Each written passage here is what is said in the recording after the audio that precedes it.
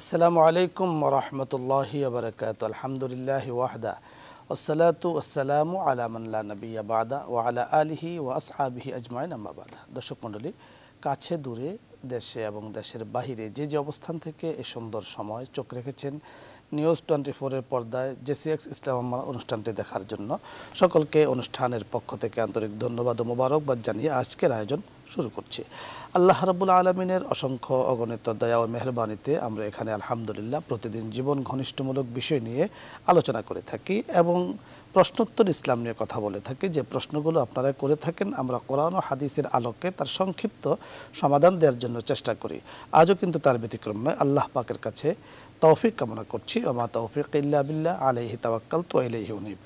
আজকে আমরা যে বিষয় নিয়ে কথা বলবো তা হলো নামাজের শারীরিক ও মানসিক উপকারিতা। এই বিষয় নিয়ে আলোচনা করার জন্য আমাদের সাথে যোগ দিয়েছেন বিশিষ্ট ইসলামী চিন্তাবিদ, মিডিয়া ব্যক্তিত্ব, সকলের পরিচিত মুখ শেখ মুফতি মনসুরুল হক, খতিব বারিধারা জামে মসজিদ ঢাকা। সাথে আছে আমজাদ হোসেন হেলালি। মোহতারাম, কেমন আছেন আপনি? আসসালামু আলাইকুম। ওয়ালাইকুম আসসালাম। জি আলহামদুলিল্লাহ, আপনার দোয়া আল্লাহ তাআলা ভালো রেখেছেন।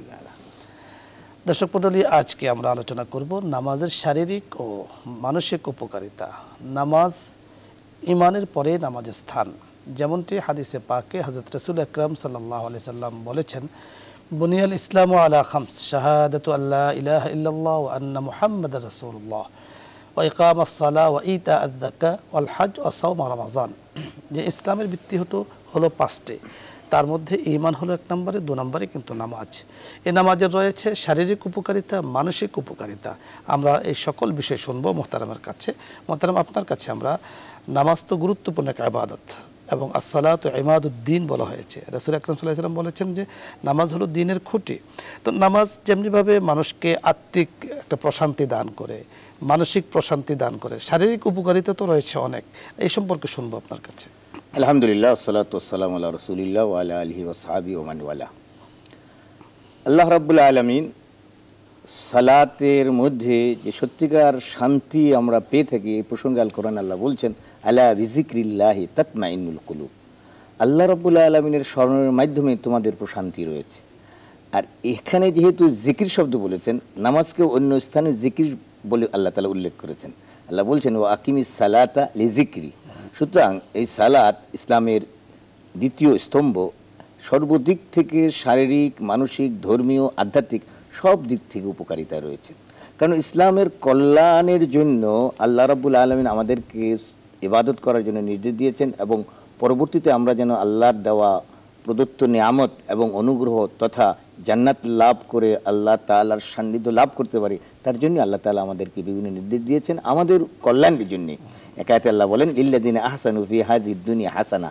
যারা এই পার্থিব জগতে ভালো কাজ করবে তাদের জন্য রয়েছে সত্যিকার অর্থে সওয়াব এবং আল্লাহর পক্ষ থেকে আল্লাহ রাব্বুল আলামিন আমাদেরকে প্রতিফল দান করবে।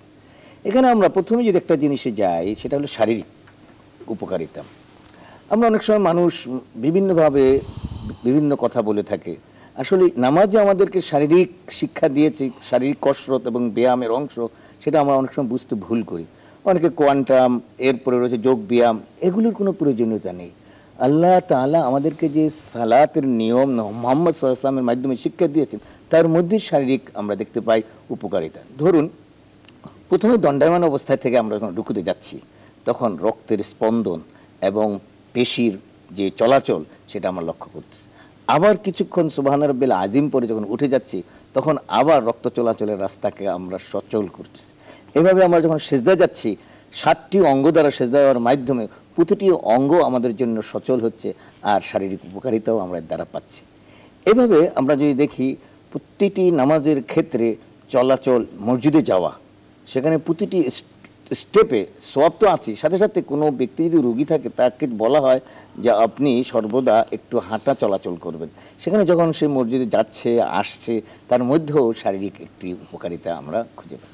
পাশাপাশি মানসিক, যদি কেহ জোহরের সময় খাওয়া দাওয়া সেরে তারপরে সালাত আদায় করে খাওয়া দাওয়া সারে, তাহলে তার মধ্যে একটা প্রশান্তি পাওয়া যায়। এশার নামাজ পড়ে যখন খাওয়া দাওয়ার সাথে তার মধ্যে একটা প্রশান্তি পাওয়া যায়। ফজরের নামাজটি পড়ে যখন কর্মস্থলে সে চলে যায় মনে একটি প্রশান্তি মোমেন হিসাবে সে একটা পায়। সুতরাং আল্লাহ তাআলা যে বলেছেন আলা বিযিকরিল্লাহি তাতমাইনুল কুলুব, তার একটি সত্যিকার বাস্তব প্রতিফলন আমরা দেখতে পাই নামাজের ভিতর, মানসিক সাথে সাথে শারীরিক। একটা হাদিস রয়েছে, রাসূলুল্লাহ সাল্লাল্লাহু আলাইহি ওয়াসাল্লামের নিকট যখন জিবরাইল আলাইহিস সালাম এসেছিলেন মাল ইহসান, তখন আল্লাহ নবী মুহাম্মদ সাল্লাল্লাহু আলাইহি ওয়াসাল্লাম বলেছেন আনতাবুদাল্লাহ কান্নাকা তারাহু ফাইন্নাহু লাম তারাকা ফাইন্নাহু ইয়ারাক। এই যে এখানে যে মানসিক শান্তি, যেন আল্লাহকে আমরা নামাজের মধ্যে দেখতে পাচ্ছি, যদি নাও দেখতে পাই তো আল্লাহ তাআলা আমাদেরকে দেখতে পাচ্ছেন। আপনি যথার্থই বলেছেন যে নামাজে যিনি নামাজি সবসময় নামাজ পড়েন, 5 ওয়াক্ত নামাজ যথাযথভাবে পড়েন, তো দেখা যাচ্ছে খোদা না করুন, আল্লাহ না করুন, কোনো কারণে যদি সে 1 ওয়াক্ত নামাজকে সময় মতো পড়তে না পারে অনিচ্ছা সত্ত্বেও, তারপরও তার মধ্যে যে একটা বেচাইনতা, একটা অস্থিরতা কাজ করে, এটা কিন্তু মানসিক একটা দেখা যাচ্ছে যে সে মনে হয় যে মানসিক রুগ্ন হয়ে গেল, কি যেন হারিয়ে ফেলছে, সারাদিন তার মনটা খারাপ থাকে। মোহতারাম, এই যে এই একটা ভাব তৈরি হয় নামাজের মাধ্যমে, আসলে এটা কেন তৈরি হয় বা কি মানে কিভাবে তিনি ইবাদত করেছেন বা এই কারণে ওনার এই মানসিকতা তৈরি হয়েছে? এটা হচ্ছে যে আল্লাহ তাআলার কোরআনে ইন্নামাল মুমিনুনা আল্লাযীনা ইযা যুকিরাল্লাহু ওয়াজিলাত কুলুবুহুম ওয়া ইযা তুলিয়াত আলাইহিম আয়াতুহু যাদাতহুম ঈমানা, সেই জিনিসটি তার মধ্যে কাজ করে। মুমিনের প্রকৃত মুমিনের যে সংজ্ঞা আল্লাহ তাআলা দিয়েছেন এই আয়াতে, যে আমার স্মরণের মাধ্যমে তার শরীর, তার স্পন্দন জেগে ওঠে এবং ঈমান বৃদ্ধি পায়, এই কারণটাই তার ভিতরে, এই কারণে তার ভিতরে যে একটা অস্থিরতা কাজ করে। দুনিয়ার লক্ষ কোটি টাকা হারিয়ে গেল, এই পেরেশানি তার মধ্যে আসবে না। কিন্তু এই না 1 ওয়াক্ত নামাজ যদি তার কোনো অবস্থা মিস হয় বা কাজা হয়, তখন তার পেরেশানি মনের একটা অশান্তি ভাব তার মধ্যে কাজ করে। আমি আপনার কাছে আরেকটি বিষয় শুনবো, নামাজের শারীরিক এবং মানসিক এর সাথে সম্পর্কিত, যে কথার কথা আল্লাহ না করুন কেউ যদি নামাজ ঠিক মতো না পড়ে এবং ময়দানে মাহশারে বা কবরে আসলে তার কি অবস্থাটা হবে? এই ব্যাপারে অসংখ্য হাদিস রয়েছে। তার মধ্যে রাসূলুল্লাহ সাল্লাল্লাহু আলাইহি ওয়াসাল্লামের একটা সতর্ক, মান তারাকা সালাতান মুতাআম্মিদান ফাকাদ কাফার, যে ব্যক্তি ইচ্ছাকৃতভাবে নামাজকে পরিত্যাগ করলো সে কুফরি কাজের অন্তর্ভুক্তের সাথে সম্পৃক্ত হলো। এছাড়া অন্য একটি আয়াত যা আল্লাহ তাআলা সূরা মাউনে বলেছেন ফাওয়াইলুল লিল মুসাল্লিন আল্লাযীনা হুম আন সালাতিহিম সাহুন, সেই সমস্ত নামাজের জন্য দুর্ভোগ যারা নামাজ সম্পর্কে উদাসীন। এখানে নামাজকে অস্বীকৃত করার কথা বলে, উদাসীনতার কথা বলেছে। ইচ্ছাকৃতভাবে অলসতার কারণে কাজের বিভিন্ন প্রকার অজুহাত দেখিয়ে যারা নামাজকে সত্যিকার অর্থে উদাসীনতার প্রকাশ করে, তাদের জন্য রয়েছে মহা দুর্ভোগ। এক্ষেত্রে হাদিসও আমরা দেখতে পাই, যেটা কিয়ামতের দিন সর্বপ্রথম যে হিসাবটি নেওয়া হবে ইয়াউমাল কিয়ামতে as-সালাত, সেটা হচ্ছে সালাত। কারণ বান্দা এবং আল্লাহর সাথে কথোপকথন এবং তার সাথে সান্নিধ্য লাভ এবং তার প্রশংসা জ্ঞাপন এবং তার অনুগ্রহ রাজি পাওয়ার এবং দোয়া প্রার্থনা সবকিছু নামাজের মধ্যে রয়েছে। নামাজ তো হালাতুল মুনাজাত, আল্লাহ তাআলার সাথে গোপনে কথা বলা। এই জন্য শেষকালে বলতে হয় ওয়ালা দাল্লিনের পরে আমিন, যাতে আল্লাহ তুমি কবুল করা। চমৎকার আপনি বলেছেন। ঠিক ময়দানে মাহশারে দেখা যাচ্ছে যে নামাজি ব্যক্তি যিনি নামাজ পড়েছেন উনি তো নামাজ পড়তে পারবেন, আর যে নামাজ পড়েনি সেও অনেক সময় দেখা যাবে যে সিজদা করতে চাবে নামাজীদের দেখা দেখি, কিন্তু সে সুযোগ হবে না, কিন্তু পারবে না। আল্লাহ তাআলা এই প্রসঙ্গে যে কথাটি বলেছেন কোরআনে উল্লেখ করেন ইয়াউমা ইউকশাফু আন সাকিন ইউদআউনা ইলা সুজুদি, তখন তারা সিজদা দিতে পারবে না। কারণ কি? পৃথিবীতে দুনিয়াতে তারা নামাজ আদায় করে নাই। এই কারণে পার্থিব জগতে মহান রাব্বুল আলামিনের দিদার এবং দর্শন লাভের যে ধন্য হতে চায় তাকে কোনো অবস্থাতে নামাজ পরিত্যাগ করা যাবে না। কিন্তু এতে স্পষ্ট করা আছে যখন তাদেরকে আহ্বান জানানো হবে সিজদার মধ্যে, তারা ওয়াকাদ কানু ইউদআউনা ইলা সুজুদ, কিন্তু এর পূর্বে তাদেরকে নামাজ পড়ার জন্য বলা হয়েছিল, কিন্তু তারা আদায় করেনি। কাজী মারাত্মক একটা বিষয়। এর চেয়ে অধম এবং অভাগা দুর্ভাগা কে হতে পারে যে মহান রাব্বুল আলামিন তার সান্নিধ্য এবং তার নৈকট্য, তার দিদার, তার দেখা সাক্ষাতের আহ্বান জানাবেন, কিন্তু তারা সেজদার মাধ্যমে সেটা বাস্তবায়ন করতে পারবে না, কারণ পৃথিবীতে তারা সালাত বা নামাজ আদায় মানে যখন তার সক্ষমতা ছিল তখন সেই কথাটাই আল্লাহ এখানে সুন্দর বলেছেন, যখন তার সক্ষমতা ছিল তাকে এখতিয়ার দেওয়া হয়েছে সেজদা করার, কিন্তু সে করেনি। সাধ্য ছিল, সময় ছিল, সুযোগ ছিল, কিন্তু সেখানে বয়সও দেওয়া হয়েছে, সেখানে সে করতে চাবে বাট কিন্তু সে সেজদা করতে পারবে না। তার পিঠের মধ্যে যেন একটা পিতলের লোহার দণ্ডের মতো হয়ে যাবে, মানে নুতিই পারবে না, সেজদাই করতে পারবে। সুন্দর আপনি বলেছেন মোহতারাম, ধন্যবাদ আপনাকে। দর্শক মণ্ডলী, জেসিএক্স ইসলাম আমরা এই অনুষ্ঠানের এই পর্যায়ে আপনাদের কাছে আসব। যারা প্রশ্ন নিয়ে অপেক্ষায় আছেন, প্রথমে নাম বলে সুন্দরভাবে আপনি প্রশ্নটি করুন। আসসালামু আলাইকুম ওয়া রাহমাতুল্লাহি ওয়া বারাকাতুহু। দর্শক, নাম বলে আপনি প্রশ্ন করুন। আচ্ছা হুজুর, আমার দুইটা প্রশ্ন। এই যে একটা দরুদ শরীফ আছে হুজুর, জাজাল্লাহর নাম মুহাম্মাদান বিমা হুয়া আকলুহু। আপনি মনে হচ্ছে যে টেলিভিশনের ভলিউম বাড়িয়ে প্রশ্ন করছেন, একটু কমিয়ে নেন আর মাইক্রোফোন কাছে নিয়ে আপনি কথা বলুন। হ্যাঁ হুজুর, ওই যে জাজাল্লাহর নাম মুহাম্মাদান বিমা হুয়া আকলুহু। ধন্যবাদ, আমরা কিছু শুনতে পাচ্ছি না। আপনি কথা বলছেন, আওয়াজ আসছে, বাট কি বলছেন সেটা আমরা বুঝতে পারছি না। আপনি আরেকবার চেষ্টা করুন। দুটো প্রশ্ন আপনার আছে, আরেকবার চেষ্টা করলে ইনশাআল্লাহ আমরা তার উত্তর নিয়ে কথা বলবো। পরবর্তী দর্শকের কাছে আমরা আসবো। আসসালামু আলাইকুম ওয়া রাহমাতুল্লাহি ওয়া বারাকাতুহু। যে দর্শক, আপনি পরিচয় বলে কি জানতে চান, প্রশ্ন করুন। হুজুর, আমি জানতে চাচ্ছি যে গোসলখানায় মানুষের উলঙ্গ হয়ে গোসল করে, তাহলে কি আপনার উযু গোসল কোনটাই কি হয়? আসসালামু আলাইকুম। জি হুজুর।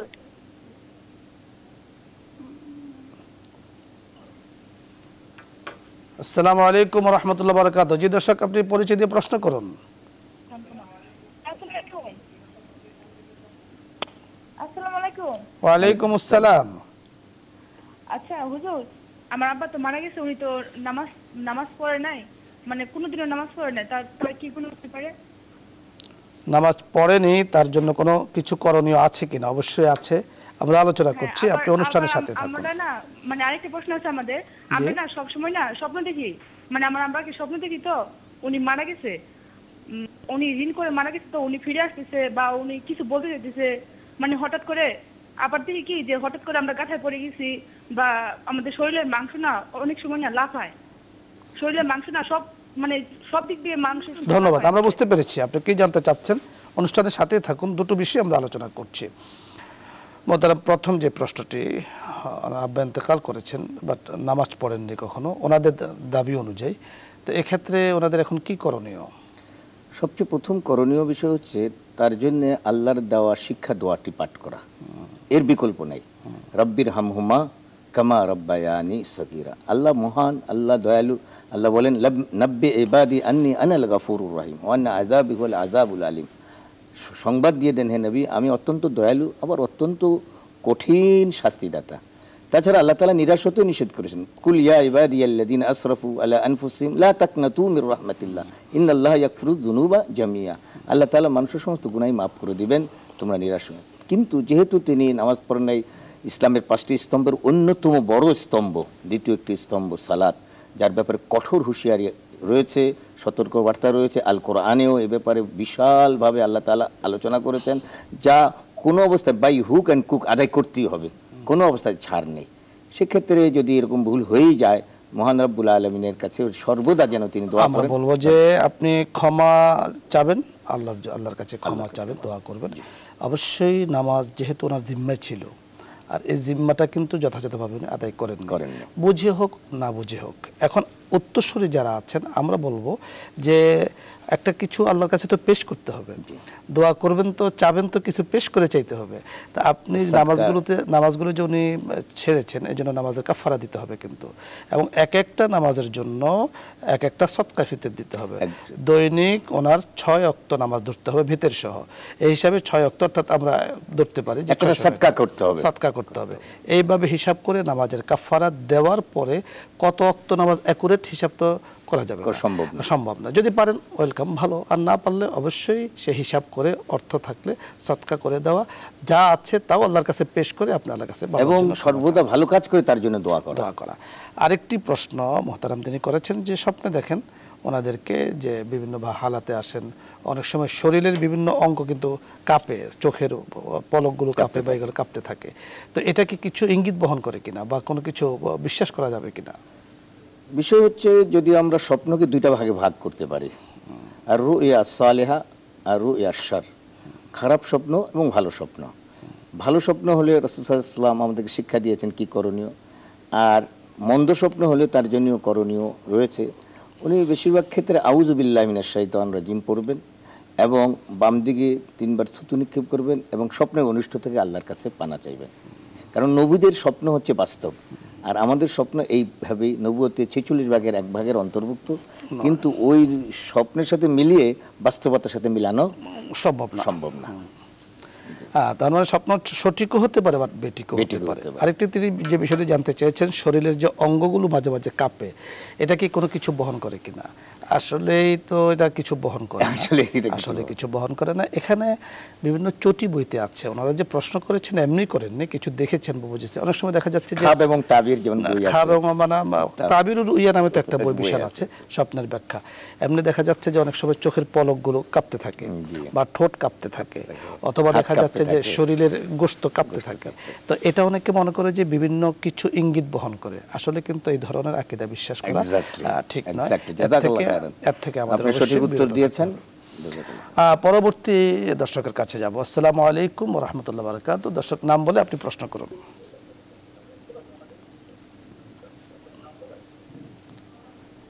আসসালামু আলাইকুম। ওয়ালাইকুম আসসালাম। আসসালামু আলাইকুম হুজুর, কেমন আছেন? আলহামদুলিল্লাহ, আল্লাহ তাআলা খুব ভালো রেখেছেন। আল্লাহ হুজুর, অনেকদিন পর চেষ্টার পরে আজকের পাইছি, আলহামদুলিল্লাহ। হুজুর আমার প্রশ্ন হইছে 3টা। একটা হইছে আমি শুক্রবার যে সূরা কাহফ সূরা পড়ি, বৃহস্পতিবার রাতে পড়ি আর শুক্রবার সকালে আবার পড়িয়ে শেষ করি, তাতে কি হবে না জুম্মার নামাজের পর পড়তে হবে? জি। আরেকটি প্রশ্ন। আরেকটা প্রশ্ন হইছে হুজুর, আমি থাকি ঢাকায়, আমি যেই দেশে, তাই দেশে বাপের বাড়ি শ্বশুর বাড়ি পাশাপাশি, এখন ওখানে গেলে কি আমার পছর নামাজ পড়তে হবে? আপনি থাকেন ঢাকায়, দেশের বাড়ি কোথায়? বরিশাল। বরিশাল। আর ঢাকাতে তো আপনি নিজস্ব বাড়িতে থাকেন না ভাড়া থাকেন? ভাড়া থাকি। ভাড়া থাকেন। এখন আপনি বরিশালে গেলে আপনার জন্য কসর কিনা আমরা আলোচনা করব। জি, ধন্যবাদ। আরেকটি কি প্রশ্ন? দুটো প্রশ্ন তিনি করেছেন। আরেকজন আছেন সম্ভবত, অনেকক্ষণ ধরে বসে আছেন। জি, আসসালামু আলাইকুম। দর্শক আপনি পরিচয় দিয়ে প্রশ্ন করুন। ওয়ালাইকুম আসসালাম। জি জি, আপনি প্রশ্ন করুন। অনেকদিন পরে পেলাম, আমি আপনাকে অনেকক্ষণ ধরে চেষ্টা করতেছি, আলহামদুলিল্লাহ আল্লাহ আমাকে পাওয়া দিয়েছে। হুজুর, ওই যে আমি তো প্রেগনেন্ট, তো আমার মানে মাঝে মাঝে সাদা সিরা ভেঙে আমার মানে পেটিকোটে কিংবা সেলোয়ারে লেগে থাকে, এটা কি দিয়ে কি ওটা সব মানে সবসময় মানে ধুই, কিন্তু পেটিকোট কি আমার সবসময় চেঞ্জ করতে হবে? আর আরেকটি প্রশ্ন হচ্ছে যে আমার এই হাজবেন্ডে যদি আমাকে কিছু টাকা পয়সা দেয়, সেটা তো আমার নিজেরই। আমি যদি আমার বোনকে কোনো মানে তার বাচ্চা মাদ্রাসা পড়তেছে, নিজে আরবি পড়া শিখবে, এই জন্য যদি আমার নিজের টাকাটা আমি আমার স্বামীরে না জানিয়ে আমার বোনকে দিই, সেটা কি কোনো? ধন্যবাদ। দুটো বিষয় আমরা বুঝতে পেরেছি, সুন্দর প্রশ্ন করেছেন। আপনি অনুষ্ঠানের সাথে থাকুন, আমরা আলোচনা করছি। প্রথমত যে প্রশ্নটি করেছেন, বৃহস্পতিবার রাত্র থেকে সূরাতুল কাহফ পড়তে শুরু করেন, জুম্মার পরে গিয়ে শেষ করেন। তো সূরা কাহফের যে ফজিলত, এটা উনি পাবেন কিনা এটা জানতে চেয়েছেন, নাকি শুক্রবারে পড়তে হবে? আল্লাহ রাব্বুল আলামিন অত্যন্ত দয়ালু, মানুষের মন মানসিকতাকে চিন্তা করে তিনি সওয়াব দান করেন, এবং তার যে উদ্দেশ্য এবং লক্ষ্য, কারণ আল্লাহ তাআলা নবী মুহাম্মদ বলেছেন ওয়াইন্নামা লিকুল্লি ইমরিইম মা নাওয়া, প্রত্যেককে যে নিয়ত করা হবে সেই নিয়ত অনুযায়ী তাকে প্রতিফল দেওয়া হবে, এবং তার নিয়তটা অত্যন্ত স্পষ্ট বিধায় ইনশাআল্লাহ তিনি সওয়াবের অধিকারী হবেন। নিরাশ আমরা কাউকে করব না। এখানে দুটো বিষয় মোহতারাম, একটা হলো যে কোরআন কারীমের তেলাওয়াত করারই একটা এক্সট্রা ফজিলত রয়েছে, আরেকটা হলো শুক্রবার ভাবে একটা স্পেশাল একটা আরেকটা হলো শুক্রবার দিন যদি কেউ সূরাতুল কাহফ পড়ে, তাহলে এর ফজিলতের ব্যাপারে বলা হয়েছে যে সে দাজ্জালের ফিতনা থেকে সে মুক্ত থাকবে, এই একটা ফজিলত। তো এটা হলো জুম্মাবার, যেহেতু শুক্রবার দিন উনি শুরু করেছেন, অর্থাৎ শুক্রবার দিন চাঁদের হিসাবে কিন্তু পড়ে গেছে শুক্রবার রাত্র থেকে, বৃহস্পতিবার রাত্র থেকে চাঁদের হিসাবে সূর্য ডুবার পর থেকে চাঁদের হিসাব শুরু হয়ে যায়। এই হিসাবে ফজিলত পুরোটাই পাবেন, তেলাওয়াতের ফজিলতও পাবেন, এবং শুক্রবার স্পেশালভাবে যে একটা পাঠ করেছেন সেটাও তিনি পাবেন। এখানে আরেকটা জিনিস আমি বলে দেই, যা সহিহ বুখারীতে রয়েছে, অন্য সময় সূরা কাহফের যদি 10টি আয়াত পাঠ করা যায় সূরা কাহফের প্রথম দিক থেকে হোক শেষের দিক, তাহলে ফিতনাতে দাজ্জালের ফিতনা থেকে বাঁচার একটি হাদিস রয়েছে। আল্লাহ তাআলা তাকে রক্ষা করবেন। আরেকটি প্রশ্ন তিনি করেছেন যে ওনার ঢাকাতে ভাড়া থাকেন, ওনার বাড়ি হলো বরিশালে, তো যেখানে নিজের বাড়ি বা শ্বশুর বাড়িতে সেখানে গেলে ওনার নামাজ কসর করতে হবে কিনা? আমরা যদি মূলে যাই তাহলে কসরের ব্যাপারে সফরের কথা বলা হয়। ওয়াইজা দারাবতুম ফিল আরদি ফালাইসা আলাইকুম জুনাহুন আন তাকসুরু মিনাস সালাহ ইন খিফতুম আন ইয়াফতিনাকুমুল্লাযিনা কাফারু। তোমরা যখনই সফর করো তখনই তোমরা সালাতে কসর করতে পারো, এতে তোমাদের গুনাহ নেই। আল্লাহ তাআলার পক্ষ থেকে এখানে রুখসত দেওয়া হয়েছে, আজিমত না। সুতরাং তিনি এই ক্ষেত্রকে কেন্দ্র করে দুটি মত পাওয়া যায়। একমত হচ্ছে যেহেতু তিনি সফরে তার নিজস্ব বাড়ি নয় এবং ভাড়াটে বাড়ি থাকেন, এ ব্যাপারে কেউ বলেছেন সেখানে তাকে কসর পড়া যাবে না, পূর্ণ নামাজ পড়তে হবে। আবার কেউ আজিমত হিসেবে যেটা বলেছেন, আপনি বলেছেন মৌলিক বিষয়টা উনি যেটা জানতে চেয়েছেন যে দূরত্বটা, অর্থাৎ ঢাকা থেকে বরিশালে যে দূরত্ব পাওয়া যাচ্ছে হিসাবে এখন নিজের যে বাড়ি, এই বাড়ি, কারণ কিতাবের মধ্যে আছে অতনে আসলি বা অতনে আসলি বাতিল সাওয়াত, ফার্সিতে আছে যে মানে উনি এক জায়গাতে বাড়ি করেছেন, তো সেই বাড়িটা যদি কোনো কারণে এখানে না থেকে আরেক জায়গাতে বাড়ি করেন সেখানে থাকেন, তাহলে ওটা বাতিল হয়ে যায়। এটা প্রথমটা বাতিল হয়ে যায়। এক্ষেত্রে যেহেতু বরিশালে একই জায়গাতে ওনার বাড়ি কাছাকাছি যদি হয়ে থাকে, তাহলে দুটো জায়গাতেও কিন্তু উনি মুকিম, উনি কসর করতে হবে না, কারণ যেহেতু নিজের অতনে আসলিতে তিনি যাচ্ছেন। বাট উনি ঢাকাতে যখন আসবেন, এটা হলো অতনে একামত বলে, যেহেতু এখানে আপনি 15 দিনের নিয়ত না করলে আপনি মুসাফির। সবচেয়ে বড় জিনিস যেটা আপনি বলেছেন যে দূরত্বটা হলো মৌলিক জিনিস। আরেকটি সুন্দর একটি প্রশ্ন করেছেন, আমাদের এক বোন প্রশ্ন করেছেন যে মহিলাদের তো মিন্স একটা ব্যাপার থাকে, তো সেক্ষেত্রে সাদা স্রাবেরও অনেক সময় সাদা কিছু দেখা যায়, এতে করে কাপড় চোপড় অনেক সময় হয়ে যায়, তো এটাকে কি আসলে তার মিন্স হিসাবে ধরা হবে নাকি আসলে শরীয়তে কি বলে সেক্ষেত্রে? এখানে শরীয়ত দেখবে তার প্রতি মাসে যে পিরিয়ডটা হয় তার কতদিন অবস্থান, কারো 5 দিন, কারো 7 দিন, এই অবস্থানকে কেন্দ্র করে বাকি সময় যদি এই ধরনের সাদা স্রাব আসে সেটাকে ইস্তেহাজা ধরে তাকে মনে করতে হবে এবং নামাজ, রোজা বা অন্যান্য যে স্বামী সম্পর্ক সবই করতে পারবে। আমি একটু অ্যাড করব, এই মাসআলাটা আসলে আমাদের কাছে নতুন এসেছে এবং সুন্দর একটা মাসআলা, আমাদের মা বোনদের জন্য জরুরি একটা বিষয়, সকলের জন্য। এখানে সাদা স্রাবের কথা যেটা বলেছেন, এমনি মাসিকের যেই রঙের কথা কিতাবে আছে, সেটা কিন্তু রক্তের রঙ হতে পারে অথবা মাটিয়া রঙ হতে পারে, বিভিন্ন ধরনের রং কিতাবের মধ্যে বলা আছে। আপনি যে কথাটি বলেছেন যে ওনার শরীয়তে তাকে একটা সীমানা দিয়েছে 10 দিন পর্যন্ত, আপনি এটাকে ধরবেন মাসিক, সেটা যেটাই হোক, এরপরে আপনি ইস্তেহাজার রোগ, রোগ এটাকে ধরতে হবে, অর্থাৎ এই রোগের ক্ষেত্রে তার জন্য কিছুই বাধা নয়, সকল কিছু উনি করতে পারবেন। বাট কিন্তু এর আগে যেটা হয় সেটাকে মাসিক এই হিসাবে আপনি মাসে 10 দিন হলো আপনি মাসিক ধরবেন, 20 দিন আপনি মাসিক। যদি ওনার একটা পিরিয়ডের একটা সীমাবদ্ধ 10 দিন যে হতে হবে তা নয়, 7 দিনে থাকতে পারে, 5 দিন। আরেকটি প্রশ্ন তিনি করেছেন, স্বামী ওনাকে কিছু টাকা দিয়ে মালিক বানিয়ে দেন, এই টাকা থেকে যদি উনি ওনার বোনকে বা কাউকে দিতে চান, দেওয়ার অনুমতি আছে কিনা? এটার জন্য রিডাবল সওয়াবের কথা হাদিসে উল্লেখ রয়েছে, স্বামীও সওয়াবের অধিকারী হবে, আপনিও সওয়াবের অধিকারী। সুন্দর বলেছেন, দেওয়ার অনুমতি তো আছে এবং ডাবল সওয়াব আপনি সুন্দর বলেছেন। পরবর্তী দর্শকের কাছে যাব। আসসালামু আলাইকুম, দর্শক নাম বলে আপনি প্রশ্ন করুন। ওয়ালাইকুম আসসালাম। হুজুর, আমার দুইটা প্রশ্ন। জি বলুন। দুইটা প্রশ্ন হচ্ছে যে 5 ওয়াক্ত নামাজে নবী যে আমল পাঠ করছে সেই আমলটা দিবেন, মানে আমার যাতে সারা জীবন কেটে যায়। সুন্দর। আর একটা প্রশ্ন হচ্ছে যে আমরা যে টয়লেটে টিস্যু ব্যবহার করি, জি, এটা কি টয়লেটের ভিতরে ছাড়িয়ে দেওয়া যাবে, মানে আমাদের ফালাইনের কোনো জায়গা নাই? জি। আরেকটি কি প্রশ্ন? মানে টয়লেটের, হ্যাঁ, আর একটা প্রশ্ন হচ্ছে মানে রূপচর্চা ইসলামে কি জায়েজ আছে? ধন্যবাদ, আমরা আলোচনা করছি, আপনি অনুষ্ঠানের সাথে থাকুন।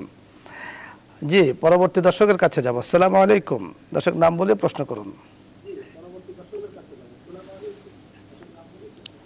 আসসালামু আলাইকুম। হ্যালো, জি হ্যালো, আসসালামু আলাইকুম। ওয়া আলাইকুম আসসালাম ওয়া রাহমাতুল্লাহ। আমার একটা প্রশ্ন হুজুর, জি, আমার একটা বাচ্চা নষ্ট হইছে, এখন এই বাচ্চাটা নষ্ট হওয়ার পরে আর বাচ্চা হয় নাই, আমার সমস্যাটা কি? ধন্যবাদ, আমরা বুঝতে পেরেছি, আপনি অনুষ্ঠানের সাথে থাকুন, আমরা আলোচনা করছি, দেখা যাক আল্লাহ তাআলা কোনো সূরত এখানে শরীয়তে দিয়েছেন কিনা। মোহতারাম, প্রথম যে প্রশ্নটি করেছেন 5 ওয়াক্ত নামাজ তিনি আদায় করেন, সুন্দর একটা বিষয় কিন্তু জানতে চেয়েছেন। আমার এখানে একটা হাদিসের কথা মনে পড়েছে। আল্লাহ রাসূলের কাছে এক গ্রাম্য ব্যক্তি এসেছিলেন, এসে বললেন, ইয়া রাসূল আল্লাহ, এমন কিছু কথা বলুন আমাকে যে কথা বললে আমি জান্নাতে যেতে পারবো। রাসূল আকরাম সাল্লাল্লাহু আলাইহি ওয়াসাল্লাম কিছু আমল ওনাকে বলেছিলেন। উনি বলেছিলেন, লা আযীদু আলা হাদা ওয়ালা আনকুসু, ইয়া রাসূলুল্লাহ, যা আপনি বলেছেন তার থেকে একটু বাড়াবো না, বেশিও করব না। রাসূল সাল্লাল্লাহু আলাইহি ওয়াসাল্লাম যখন চলে যাচ্ছেন, সাহাবায়ে কেরামকে উদ্দেশ্য করে বললেন, জান্নাতে দেখতে চাও? বলে, ইয়া রাসূল, দেখতে চাই। উনজুর, দেখো, এই যে জান্নাতে দেখা যাচ্ছে। তো আমার বোনে যে বিষয়টি জানতে চেয়েছেন, ঠিক হাদিসের কথাটি আমার মনে পড়েছে। মতলব রাসূল কি আমল করতেন 5 ওয়াক্ত নামাজের পরে? সাধারণত তিনি যে সমস্ত আমলগুলো করতেন, তাসবিহ তাহলিল আমাদেরকে শিক্ষা দিয়েছেন, তিনিও করেছেন। এমন কোনো সময় তার মুখ আল্লাহ তাআলার জিকির এবং স্মরণ থেকে আপনার অবসর যেত না। আল্লাহ তাআলাই তাকে উদ্দেশ্য করে বলছেন, ফাইজা ফারাগতা ফানসাব ওইলা রব্বাকা ফারগাব, যখনই তুমি অবসর পাও আল্লাহর দিকে ধাবিত এবং তাকে স্মরণ করো। সেক্ষেত্রে তিনি বিভিন্ন প্রকার, তার মধ্যে কয়েকটি আমল, 2টি আমল সকাল সন্ধ্যায় করার প্রতি আহ্বান জানাচ্ছি। সকালে 100 বার সুবহানাল্লাহ বিহামদিহি সুবহানাল্লাহ আযীম, আর বিকালে লা ইলাহা ইল্লাল্লাহ ওয়াহদাহু লা শারীকা লাহু লাহুল মুলকু ওয়া লাহুল হামদু ওয়া হুয়া আলা কুল্লি শাইইন কাদির। রাসূল সাল্লাল্লাহু আলাইহি ওয়াসাল্লাম বলেন, যারা সকাল এবং সন্ধ্যায় 2টি আমল করবে তাদের সমস্ত গুনাহ আল্লাহ তাআলা ক্ষমা করে দিবেন, যদিও সমুদ্রের ফেনা পরিমাণও হয়, তার অপরাধ হয়ে থাকে। সুতরাং এই 2টি আমল সর্বদা করার প্রতি আহ্বান জানাচ্ছি। কারণ আল্লাহ তাআলা বলছেন, ফামান তাতাওয়া খায়রান ফাহুয়া খায়রুল্লাহ, যে তার নিজের জন্য অতিরিক্ত ভালো কাজ করবে সে তার নিজের জন্য সেটা সে নিজেই পেয়ে যাবে। তবে আরেকটি আমল বুখারী শরীফের মধ্যে এসেছে যে তাসবিহ ফাতিমি যাকে বলা হয়। জি জি, সবার হ্যাঁ, আপনি এই আমলটা করবেন 5 ওয়াক্ত নামাজের পরে। আমরা যদি আমাদের এখানে আসর এবং ফজরে এই আমলটা অনেকে করে থাকে, আসলে কিন্তু 5 ওয়াক্ত নামাজ 33 বার সুবহানাল্লাহ, 33 বার আলহামদুলিল্লাহ, 33 বার আল্লাহু আকবার, একবার লা ইলাহা ইল্লাল্লাহ, 34 বার আল্লাহু আকবার। এটাকে বলা হয় তাসবিহে ফাতিমি। আপনি এই আমলটা করবেন। আরেকটি আমল সহজ, ফজরের পরে আপনি জায়নামাজে বসে সূরাতুল হাশরের শেষ 3 আয়াত হুয়াল্লাহুল্লাযী লা ইলাহা ইল্লাল্লাহ পড়বেন, আর আল্লাহুম্মা আজিরনি মিনান নার 7 বার করে পড়বেন, মাগরিবের পরে পড়বেন। এই আমলগুলো মোটামুটি আমরা বলেছি, ইনশাআল্লাহ আমল করেন, আল্লাহ তাআলা আপনাকে যথেষ্ট জাযা খায়ের দান করবেন। আরেকটি প্রশ্ন করেছেন যে টিস্যু যে টয়লেটে ব্যবহার করে, তো এই টিস্যু যদি ওনাদের অন্য জায়গা নেই, তো এখানে কমোটে কি ফেলে দেওয়ার কোনো গুনাহ হবে কিনা? না, কখনোই না। ইসলাম পরিষ্কার পরিচ্ছন্নতাকে পছন্দ করে, সেটা রেখে না দেওয়ার চেয়ে সেটা নিক্ষেপ করে দেওয়াটাই উত্তম। সেটা কমোডের দিকে পানি ওয়াশ করলেই হয়ে যাবে ইনশাআল্লাহ। তবে একটু খেয়াল রাখতে হবে, সেটা হলো যে অনেক সময় দেখা যাচ্ছে যে টিস্যুর কারণে আবার কমোটের লাইনটা যেন সেদিকে আবার একটু লক্ষ্য রাখতে হবে। কিন্তু আশা করা যায় যদি কমোড সিস্টেমে ওই সাধারণ টিস্যুটা আটকায় না, এটা খেয়াল রাখতে হবে। এই জন্য আমরা দেখেছি যে পাশে ছোট্ট একটা ঝুড়ি থাকে, ওই ঝুড়িতে ওটা রেখে দিলে কিন্তু আর সমস্যা হয় না। বাট যদি একান্ত অপারগ হয় তাহলে কিন্তু এটা খেয়াল রাখতে হবে। আরেকটি প্রশ্ন করেছেন, রূপচর্চায় শরীয়তের অনুমতি আছে কিনা? ইসলাম তো সৌন্দর্যকে পালন করার নির্দেশনা দিয়েছেন। আল্লাহ বলেন, ইয়া বানি আদমা খুযু যিনাতাকুম ইনদা কুল্লি মসজিদ, হে আদম সন্তানেরা, তোমরা মসজিদে বা সালাতের সময় সৌন্দর্য প্রদর্শন করো। তবে এই সৌন্দর্য রূপচর্চা সীমাবদ্ধ, অপরের জন্য, মাহরাম ছাড়া কারো জন্য সেটা প্রদর্শন করা যাবে না। কারণ আল্লাহ তাআলা নির্দেশ দিয়েছেন, ওয়ালা ইউবদিনা যিনাতাহুন্না ইল্লা মা যাহারা মিনহা, তোমরা পরপুরুষের সামনে তোমাদের সৌন্দর্য প্রকাশ করিও না, যাহা প্রকাশ পেয়ে যায়। সুতরাং রূপচর্চা এগুলো ইসলামের সৌন্দর্যেরই একটি অংশ, সেটা সীমাবদ্ধ। স্বামী আপন যাদের সাথে বিবাহ বন্ধনে আবদ্ধ হওয়া নিষিদ্ধ, তাদের সামনে প্রকাশ করতে পারে। তবে আরেকটি বিষয় খেয়াল রাখতে হবে, রূপচর্চা করতে গিয়ে যেন আবার হারামে লিপ্ত না হয়ে যায়, এটাও আবার লক্ষ্য রাখতে হবে। কারণ আল্লাহ বলছেন, ওয়ালা তাকরাবুল ফাওয়াহিশা মা যাহারা মিনহা ওয়া মা বাতান, এমন অশ্লীলতা কাজে যেও না যেটা প্রকাশ্য অপ্রকাশ্য সেটা হারাম হয়ে যায়, সেটা খেয়াল রাখতে হবে। অনেক সময় দেখা যায় রূপচর্চাকে দেখে আর্টিফিশিয়াল অনেক কিছু, এগুলো ব্যবহার করলে দেখা যাচ্ছে যে শারীরিকভাবেও ক্ষতি, ধর্মীয় ক্ষতি। চমৎকার। আরেকটি প্রশ্ন করেছেন আরেকজনে, খুব মানে ব্যথা নিয়ে সম্ভবত তিনি জানতে চেয়েছেন যে বাচ্চা নষ্ট হয়ে গিয়েছে, এখন আসলে বাচ্চা হচ্ছে না, এমন কোনো আমল আছে কিনা যে আল্লাহ তাআলার কাছে দোয়া করলে আল্লাহ তাআলা শুনবেন? এই ব্যাপারে ইব্রাহিম আলাইহিস সালামের দোয়াটাই আমাদের জন্য শিক্ষণীয়। রব্বি হাবলি মিনাস সালিহিন, বৃদ্ধ অবস্থায় এবং স্ত্রীও আবার বান্ধা, তারপরে আল্লাহ তাআলা তাকে সন্তান দান করেন। এই অবস্থা জাকারিয়া আলাইহিস সালাম, আল্লাহ তাআলা তাকে ইয়াহইয়া নামক পুত্র দান করেন। তাহলে এই দোয়াটাই আমরা রব্বি হাবলি। পরবর্তী দর্শকের কাছে যাব। আসসালামু আলাইকুম। যে দর্শক নাম বলে প্রশ্ন করুন।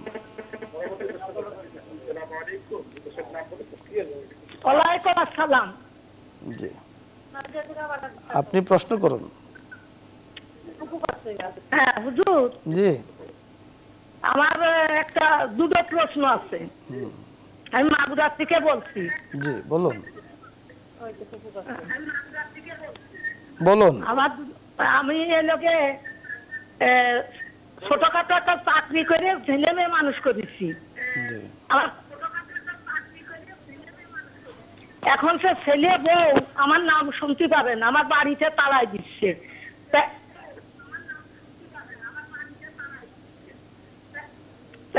কি কি আল্লাহর কাছে তো নাম সবসময় কান্দাকাটি করি। জি, আরেকটি কি প্রশ্ন আপনার? আর একটা প্রশ্ন হচ্ছে, তারা আমার খাবারও দেয় না, আমি নিজের মতো নিজে খাই। ধন্যবাদ বোন, আপনি যে বিষয়গুলো জানতে চেয়েছেন এটা অত্যন্ত মানে মানে দুঃখিত বা আমরাও ব্যথিত যে কাজটি যারা করছে তারা অন্যায় করছে, আমরা আলোচনা করছি। ধন্যবাদ, আপনি আমাদের অনুষ্ঠানের সাথে থাকুন। আরেকজন দর্শক দেখা যাচ্ছে যে অনেকক্ষণ ধরে অপেক্ষা আছেন। জি আসসালামু আলাইকুম। দর্শক আপনি নাম বলে প্রশ্ন করুন। আসসালামু আলাইকুম। ওয়ালাইকুম আসসালাম। হুজুর, আমার প্রশ্ন হচ্ছে মহিলারা কাদেরকে সালাম দিতে পারবে আর কাদেরকে সালাম দিতে পারবে না? ধন্যবাদ, খুব সুন্দর বিষয় জানতে চেয়েছেন, আমরা আলোচনা করছি। সকলকে বলবো অনুষ্ঠানের সাথেই থাকুন, আমরা বিষয়গুলো নিয়ে মোহতারামের সাথে আলোচনা করছি। মোহতারাম, প্রথম যে বিষয়টি জানতে চেয়েছেন মাগুরা থেকে, যে মা জননী বহুত কষ্ট করে সন্তানকে মানুষ করেছেন, এখন সে বাড়িতে তালা মেরে দিয়েছে, তাহলে ঘরে ঢুকতে পারেন না এবং খাবার দাবারের কোনো ব্যবস্থা করছে না। এটা তো মারাত্মক গর্হিত কাজ, অন্যায়, ঘোরতর অপরাধ। এই অপরাধের সত্যিকার অর্থে আল্লাহ রাব্বুল আলামিন ক্ষমার যোগ্য নয়। এই ধরনের আল্লাহ তাআলা পিতামাতার সাথে আচরণের ক্ষেত্রে একটি আয়াত বিস্তারিত বলেছেন, ওয়াকাদা রাব্বুকা আল্লা তা'বুদু ইল্লা ইয়াহু ওয়া বিল ওয়ালিদাইনি ইহসানা। তারপর বলেছেন যখন তারা উভয় বার্ধক্যে উপনীত হয়, ফালা তাকুল লাহুমা উফ, তাদের সামনে তোমরা উ শব্দটিও বলিও না, ওয়ালা তানহারহুমা, এবং তাদেরকে ধমক দিও না, এবং ওয়াকফিদ লাহুমা জানাহা যুল্লি মিনার রাহমা, সর্বদা বাহুকে তাদের সামনে নত রাখো, অর্থাৎ অবনত এবং ওবিডিয়েন্ট, এবং তাদের সামনে সর্বদা নতজানু থাকো। তারপর দোয়া শিক্ষা দিয়েছেন পার্থিব জগতেও এবং আখিরাতেও যেন তার উপকৃত হয়, রব্বির হামহুমা কামা রাব্বায়ানি। তাছাড়া রাসূল সাল্লাল্লাহু আলাইহি ওয়াসাল্লামের কাছে এক ব্যক্তি এসে জিজ্ঞেস করল, মান আহাক্কু বিহুসনি সাহাবাতি, কার দ্বারা সবচেয়ে বেশি সেবা পাওয়ার আমার যোগ্যতা রাখে? তিনি 3 বার উম্মুকা উম্মুকা উম্মুকা, তোমার মা তোমার মা, সুম্মা মান, তারপর একবার বলেছেন আবু। অন্য একটা হাদিসে রিদাউর রাব্বি রিদাউল ওয়ালিদাইন। কাজেই পিতামাতার সাথে, বিশেষ করে মার সাথে আচরণ অতীব দুঃখজনক। এখনো সময় আছে, তওবা করে আল্লাহর কাছে মাপ চেয়ে এবং তার কাছে অবনত হয়ে আত্মসমর্পণ করে তার কাছে ক্ষমা চাইতে। আমরা বলবো যে আমাদের অনুষ্ঠানের থেকে এই ধরনের সন্তান যারা আছে তারা কিন্তু তাদের দুনিয়াকে বরবাদ করছে, পরকাল তো বরবাদ করছে, দুনিয়াকে পার্থিব জীবনকে, এবং একসময় তার ছেলে সন্তান তার সাথে আচরণ করবে। আরেকটি বিষয় জানতে চেয়েছেন আরেক বোনে, যে মহিলারা কাকে সালাম দিতে পারবে কাকে সালাম দিতে পারবে না, সংক্ষেপে বলবেন। আমি হাদিস অনুযায়ী বলবো, রাসূলুল্লাহ সাল্লাল্লাহু আলাইহি ওয়াসাল্লাম বলেন, সাল্লিম মান আরাফতা ওয়া মান লাম তারিফ, পরিচিত অপরিচিত সকলকে তোমরা সালাম প্রদান করো। মহিলাদের ক্ষেত্রে, পুরুষের ক্ষেত্রে, সকলের ক্ষেত্রেই, মহিলাদের ক্ষেত্রে এখন সাউতুল মারআতি আওরাতুন, মহিলাদের আওয়াজও কিন্তু পর্দা, সেক্ষেত্রে অবশ্যই সেদিকে লক্ষ্য রাখতে হবে। একটু আওয়াজটা ক্ষীণ করে। মহতারাম, ধন্যবাদ জানাচ্ছি আপনাকে, আপনি সুন্দর আলোচনা আজকে আমাদের সাথে করেছেন। দর্শক মণ্ডলী, আজকে আমরা যে বিষয়টি নিয়ে আলোচনা করছিলাম, নামাজের শারীরিক ও মানসিক উপকারিতা নিয়ে, আল্লাহ রাব্বে কারিমের কাছে আমরা সকলে দোয়া করি আল্লাহ তাআলা যেন আমাদেরকে প্রকৃত ইমানদার হওয়ার তৌফিক দান করেন এবং প্রকৃত নামাজি হিসাবে আমাদেরকে কবুল ও মঞ্জুর করেন। নামাজগুলো যেন সঠিক সময় আদায় করতে পারি, আল্লাহ তাআলা সেই তৌফিক দান করুন। সকলকে ধন্যবাদ জ্ঞাপন করে আজকে এখানে শেষ করছি। যে অনুষ্ঠান দেখেছেন, যারা দোয়ায় শরীক হবেন, সকলকে ধন্যবাদ। আগামী দিন আমাদের সাথে থাকবেন, নিউজ 24-এর সাথে থাকবেন, এই আশাবাদ ব্যক্ত করে এখানে শেষ করছি। দরুদ শরীফ পড়ি। اللهم صل على سيدنا ونبينا وشفيعنا وحبيبنا ومولانا محمد صلى الله عليه وعلى آله وأصحابه وبارك وسلم. أستغفر الله ربي من كل ذنب وأتوب إليه، لا حول ولا قوة إلا بالله العلي العظيم.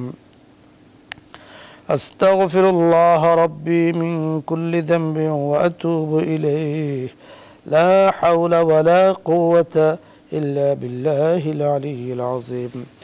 আলহামদুলিল্লাহি রাব্বিল আলামিন ওয়াসসালাতু ওয়াসসালামু আলা আশরাফিল আমবিয়াই ওয়াল মুরসালিন ওয়া আলা আলিহি ওয়া আসহাবিহি আজমাইন ربنا ظلمنا أنفسنا وإن لم تغفر لنا وترحمنا لنكونن من الخاسرين رب ارحمهما كما ربياني صغيرا رب ارحمهما كما ربياني صغيرا يا رب لك الحمد كما ينبغي لجلال وجهك وعظيم سلطانك মাওলাই করিম আল্লাহ, আমরা কতিপয় গুনাহগার বান্দা আপনার শাহী দরবারে হাত তুলেছি। মাওলাই করিম মাথা থেকে নিয়ে পা পর্যন্ত গুনাহে আমরা জর্জরিত। আল্লাহ মেহেরবানি করে আমাদের জিন্দেগির গুনাহগুলো আপনি মাফ করে দেন। আল্লাহ নিউজ 24-এর যে জেসিএক্স ইসলাম আমরা অনুষ্ঠানের মাধ্যমে দেশে দেশের বাহিরে বহু মানুষ আমাদের সাথে হাত তুলেছেন গো মাওলা, মেহেরবানি করে সকলের হাতগুলোকে আপনি কবুল ও মঞ্জুর করে নেন। আল্লাহ আমাদের সকলের জন্য কল্যাণের ফয়সালা করে দেন। তামাম কল্যাণগুলো মেহেরবানি করে আপনি দূর করে দেন। আল্লাহ পৃথিবীর সূচনা লগ্ন থেকে আজ পর্যন্ত যারা ঈমান নিয়ে বিদায় গ্রহণ করেছেন সকলকে আপনি মাফ করে দেন। মাওলাই করিম বিশেষ করে আমাদের যাদের আব্বা আম্মা কবরে শায়িত আছেন গো মাওলা, অনেক সময় স্বপ্ন যোগে দেখি বাবাকে মাকে আমাদের কাছে কিছু চাচ্ছেন। আল্লাহ দেওয়ার তো কিছু নেই, কি দিব গো মাওলা, শুধু আপনার কাছে দোয়া ছাড়া আর কিছু নেই। মাওলাই করিম দোয়া করছি মেহেরবানি করে তাদের কবরে কোনো সমস্যা হয়ে থাকলে সমস্যাগুলো আপনি দূর করে দেন। মাওলাই করিম জান্নাতের সাথে तमाम যোগাযোগগুলো চালু করে দেন, জাহান্নামের সাথে तमाम যোগাযোগগুলো বন্ধ করে দেন।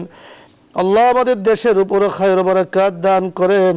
সারা বিশ্বকে করোনা সহ সব ধরনের মহামারী থেকে আপনি হেফাজত করেন, বালা মুসিবত থেকে আমাদের হেফাজত করেন।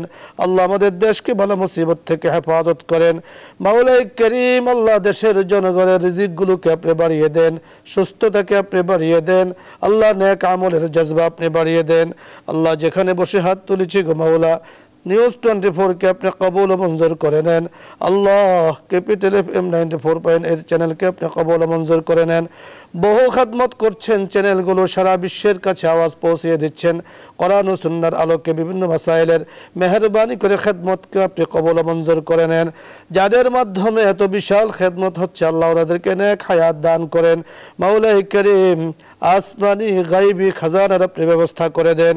মাওলাই করিম বসুন্ধরা গ্রুপকে আপনি কবুল ও মঞ্জুর করে নেন।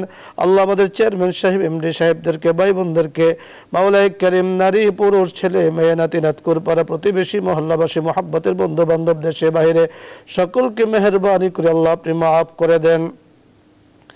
মাওলাই করিম আল্লাহ ফেরেশতারা গুনাহ করতে পারে না, সেই যোগ্যতা তাদের মাঝে নাই। মাওলাই করিম মানুষ হিসাবে যদি কোনো গুনাহ করে থাকি আল্লাহ খাস দিলে আপনার কাছে বলছি মেহেরবানি করে গুনাহগুলোকে আপনি মাফ করে দেন। কবিরা গুনাহগুলোকে মাফ করে দেন, সগীরা গুনাহগুলোকে মাফ করে দেন। বরকতময় জিন্দেগি আপনি দান করেন, ব্যবসাগুলোকে বরকতময় করে দেন, হায়াতকে বরকতময় করে দেন, পরিবেশকে বরকতময় করে দেন, দেশকে বরকতময় করে দেন। মাওলাই করিম নামাজের ফজিলত নিয়ে শারীরিক মানসিক উপকারিতা নিয়ে আলোচনা করছি গো আল্লাহ, আমাদের সকলকে পাক্কা পরহেজগার মুত্তাকি নামাজি দিনদার বানিয়ে দেন। আল্লাহ হাদিসের মধ্যে আমরা পড়েছি আসসালাতু মিফতাহুল জান্নাহ, নামাজ হলো জান্নাতে যাওয়ার চাবি। সকল কিছু আছে, চাবি যদি না থাকে জান্নাতে প্রবেশ করতে পারবো না। আল্লাহ মেহেরবানি করে আপনার কাছে বলছে নামাজগুলোকে যেন যথা টাইমে আদায় করতে পারে সেই তৌফিক দান করেন। নামাজের প্রতি মহাব্বত ভালোবাসা তৈরি করে দেন। সব ধরনের কুসংস্কার থেকে, ফিতনা ফাসাদ থেকে, শিরিক থেকে, বেদাত থেকে আমাদের সকলকে আপনি হেফাজত করেন। আল্লাহ নেক আমলকারী হিসাবে কবুল ও মঞ্জুর করে নেন। মাওলাই করিম জেসিএক্স ইসলাম আমরা অনুষ্ঠানকে আপনি কবুল ও মঞ্জুর করে নেন। এর মাধ্যমে সূচনা লগ্ন থেকে আজ পর্যন্ত আল্লাহ যতগুলো আলোচনা করেছি গো মাওলা, সামনে করা হবে, মেহেরবানি করে আপনি কবুল ও মঞ্জুর করে নেন। মাওলাই করিম আল্লাহ দিন আলোচনা করতে ভালো লাগে, শুনতেও ভালো লাগে। আল্লাহ দিন তো বড় নেয়ামত, অনেক বড় নেয়ামত। আমাদেরকে মুসলিম বানিয়েছেন আল্লাহ, বহু বড় নেয়ামত দিয়েছেন, আমরা যেন কদর করতে পারি সেই তৌফিক দান করেন। আল্লাহ পরকাল হিসাব নিকাশগুলো আপনি সহজ করে দেন। কোনো কাজের জন্য যদি আল্লাহ আপনি হিসাব নেন, চোখের হিসাব নেন আমরা দিতে পারবো না, কানের হিসাব নেন আমরা দিতে পারবো না, আল্লাহ শরীরের হিসাব নেন আমরা দিতে পারবো না গো মাওলা। মেহরবানি করে বিনা হিসাবে জান্নাতের ফয়সালা করে দেন। আল্লাহুম্মা হাসিবনি হিসাবান ইয়াসিরা। আল্লাহুম্মা ইন্না নাসআলুকাল জান্নাতাল ফিরদাউস ওয়া নাউযু বিকা মিনান নার।